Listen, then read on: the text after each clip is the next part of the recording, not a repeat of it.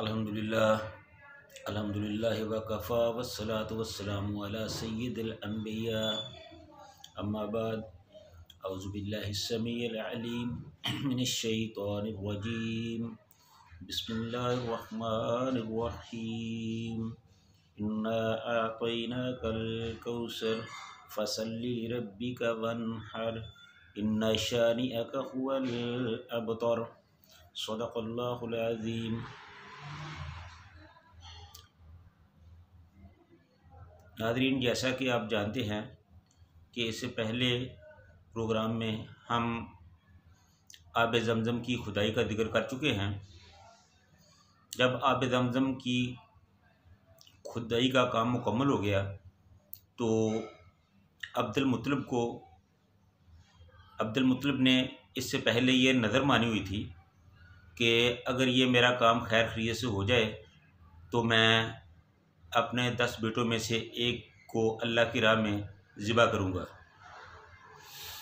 तो जब ये काम मुकम्मल हो गया तो अब्दुल मुत्तलिब को रात को सोते में ये ख्वाब आया कि अब तुम अल्लाह की राह में कोई चीज़ कुर्बान करो। तो अब्दुल मुत्तलिब चूँकि अपनी नज़र को भूल चुके थे तो उन्होंने सुबह उठकर एक मेंढा ज़िबा किया और मेंढा ज़िबा करके लोगों को खिलाया। तो जब रात को सोए तो उनको फिर ये ख्वाब आया कि अब्दुल मुत्तलिब तुम इससे अच्छी चीज़ पेश करो। तो अब्दुल मुत्तलिब ने सुबह उठकर एक बैल ज़िबा किया और लोगों को खिलाया। लेकिन जब रात को वो सोए तो उनको फिर ख्वाब आई कि अब्दुल मुत्तलिब इससे अच्छी और बड़ी चीज़ पेश करो। तो सुबह उठकर अब्दुल मुत्तलिब ने एक ऊँट ज़िबा किया और वो लोगों को खिलाया। जानवरों ने भी खाया, इंसानों ने भी खाया। तो जब वो फ़ारग हुए तो रात को फिर उनको ख्वाब आई कि अब्दुल मुत्तलिब जैसा कि तुमने उनको ये ख्वाब आई कि अब्दुल मुत्तलिब इससे भी अच्छी चीज़ पेश करो, अल्लाह की राह में इससे भी अच्छी चीज़ पेश करो। तो अब्दुल मुत्तलिब ने कहा कि इससे अच्छी चीज़ और क्या हो सकती है। तो उनको याद कराया गया कि जैसा कि तुमने नज़र मानी हुई है तुम अपने बेटे को अल्लाह की राह में ज़िबा करो। तब अब्दुल मुत्तलिब को ये बात याद आई कि उसने अल्लाह के सामने ये नज़र मानी हुई है। तो अब्दुल मुत्तलिब ने सुबह उठकर अपने तमाम बेटों को बुलाया, उनके सामने ये बात रखी कि इस तरह 3-4 दिन से मुझे ये ख्वाब आ रही है और आज किसी ने मुझे नाम लेकर ये कहा है, तो आपका इस बारे में क्या ख्याल है। तो ज़ाहिर है कि खुद ज़िबा होने के लिए तो कोई भी तैयार नहीं था। तो तमाम बेटों ने सर झुका दिया और खामोश हो गए। लेकिन हज़रत अब्दुल्ला उन्होंने आगे बढ़कर कहा कि अब्बा जान, मैं हाज़िर हूँ, आप मुझे ज़िबा करके अपनी नज़र पूरी कर सकते हैं। तो अब्दुल मुत्तलिब ने उनको लिया और छुरी ली और उनको ज़िबा करने के लिए लिटा दिया गया। जब वो उनको ज़िबा करने लगे तो हज़रत अब्बास जो अभी कम उम्र ही थे उन्होंने अपने भाई को पकड़कर खींच लिया। उन्होंने अपनी तरफ खींचा और सरदार अब्दुल मुत्तलिब जो थे वो उसको अपनी तरफ खींच रहे थे और इसी खींचातानी में अब्दुल्ला को खराशें भी आईं। अभी वो इस खींचातानी में लगे हुए थे कि वहाँ बनु मखजूम के कुछ लोग आ गए। उन्होंने कहा कि क्या माजरा है। उनको ये बात बताई गई तो उन्होंने कहा कि सरदार साहब, आप अपने बेटे को इस तरह ज़िबा ना करें। आप ऐसा करें कि इसके फ़िदिये में कोई चीज़ दे जो देकर अल्लाह को राज़ी करे, जो अल्लाह को पसंद हो। तो उन्होंने कहा कि ये कैसे हो सकता है। तो सब लोग वहाँ बैठे, उन्होंने सोचा, उन्होंने कहा कि आप ऐसा करो कि 2 कागज़ लो, एक पर अब्दुल्ला का नाम लिखो और एक तरफ 10 ऊँट लिखो। अगर 10 ऊँट और फिर उनकी कुरानदादी की जाए। अगर 10 ऊँटों की पर्ची निकल आए तो 10 ऊँट ज़िबा कर दिए जाए, वरना कर दिए जाए। अगर अब्दुल्ला के नाम का पर्चा या कुर्रा निकले तो आप अब्दुल्ला को ज़िबा करने के बजाय 10 ऊँट मज़ीद बढ़ा दें। और फिर 20 ऊँट और अब्दुल्ला की पर्ची डाली जाए। अगर 20 ऊँट का कुर्रा निकला है तो उसको ज़िबा कर दिया जाए। अगर अब्दुल्ला का नाम निकले तो 10 ऊँट मज़ीद बढ़ा दिए जाए। तो इस तरह जब तक ऊँटों का कुर्रा ना निकले आप इसको बढ़ाते जाएं। तो उन्होंने ऐसा ही किया। जब उन्होंने कुर्रा डाला तो वो अब्दुल्ला के नाम का निकला। तो उन्होंने दूसरी दफ़ा कुर्रा दादी के लिए एक तरफ 20 ऊँट रख लिए और एक तरफ अब्दुल्ला का नाम लिख दिया। जब फिर उसकी कुरानदादी की गई तो फिर अब्दुल्ला का नाम ही निकला। तो फिर 10 और बढ़ा दिए गए और इस तरह करते करते एक तरफ 100 ऊँट हो गए और दूसरी तरफ अब्दुल्ला का नाम हो गया।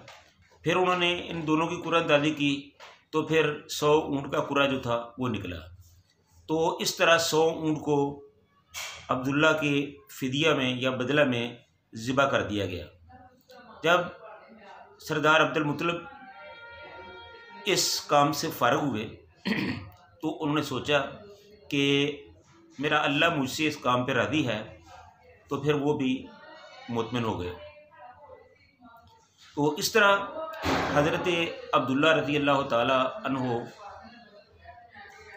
100 ऊँट के बदले में हज़रत अब्दुल्ला को बचा लिया गया। हज़रत अब्दुल्ला अपने तमाम भाइयों में सबसे ज़्यादा खूबसूरत, हुसीन थे और छोटे भी थे। और सरदार अब्दुल मुत्तलिब जो थे वो उनको प्यार भी बहुत करते थे। तो जब उनकी उम्र 18 बरस की हुई तो सरदार साहब ने उनकी शादी का सोचा। तो एक दफ़ा अब्दुल्ला खाना काबा के तवाफ़ के लिए जा रहे थे तो वहाँ एक औरत थी जो वर्का बिन नौफल की बहन थी, वहाँ बैठी हुई थी। उन्होंने वर्का बिन नौफल से सुना हुआ था कि एक आखिरी नबी पैदा होने वाला है जिसका जो वालिद होगा उसके चेहरे से नूर बरस रहा होगा। तो जब उन्होंने हज़रत अब्दुल्ला को देखा तो वो देखकर समझ गई कि हो ना हो ये वही आदमी है जिसके बारे में पेशगोई की गई है। तो उसने हज़रत अब्दुल्ला को ये पेशकश की कि वो उनसे शादी करना चाहती है। तो उसने कहा, हज़रत अब्दुल्ला ने कहा कि मैं ऐसा नहीं कर सकता, मैं अपने वालिद साहब के साथ हूँ और उन्हीं का पाबंद हूँ, वो जो चाहें करें। तो इस तरह हज़रत अब्दुल्ला की शादी हज़रत आमना बिनत वहब बिन अब्दुल मनाफ से कर दी गई। हज़रत आमना का तलक चूँकि मदीना से था, वो एक अली नसब खतून सी, सीरत और सूरत के लिहाज से बहुत अच्छी थी। तो हज़रत अब्दुल्ला रज़ी अल्लाह तआला अन्हु की शादी उनसे कर दी गई। शादी के बाद हज़रत अब्दुल्ला रज़ी अल्लाह तआला अन्हु जो थे वो शाम में तिजारत के लिए गए। तो वहीं वो बीमार हो गए और अल्लाह को प्यारे हो गए। तो इस तरह रसूलुल्लाह सल्लल्लाहु अलैहि वसल्लम की पैदाइश से 6 महीने पहले ही आपके वालिद का इंतकाल हो गया और आपके वालिद के इंतकाल के 6 माह बाद इस दुनिया पर तशरीफ़ लाए। तो ये हज़रत अब्दुल्ला का जो मामला था।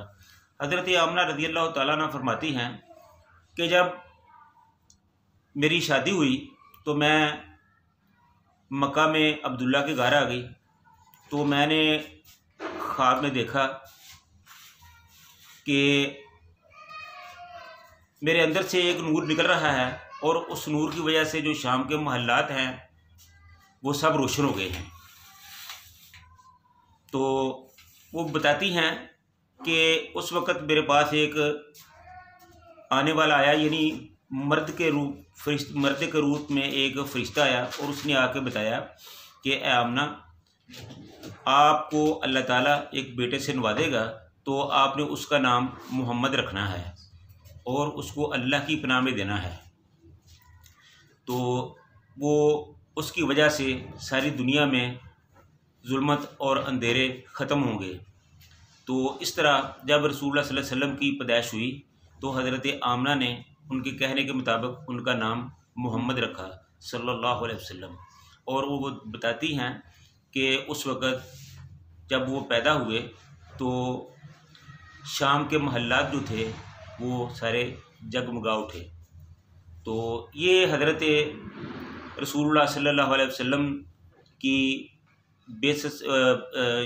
पैदाइश से पहले के कुछ वाक़यात हैं जो हज़रत अब्दुल्ला रज़ी अल्लाह तआला अन्हु के साथ पेश आए, जो कुएँ की आब ज़मज़म के कुएँ की सूरत में अब्दुल मुत्तलिब के साथ पेश आए। तो आइंदा प्रोग्राम में हम इंशाअल्लाह ताला हज़रत अब्दुल्ला रज़ी अल्लाह तआला अन्हु और रसूलुल्लाह सल्लल्लाहु अलैहि वसल्लम के बचपन के बारे में अर्ज़ करेंगे। तो इंशाअल्लाह आइंदा प्रोग्राम तक खुदा हाफ़िज़।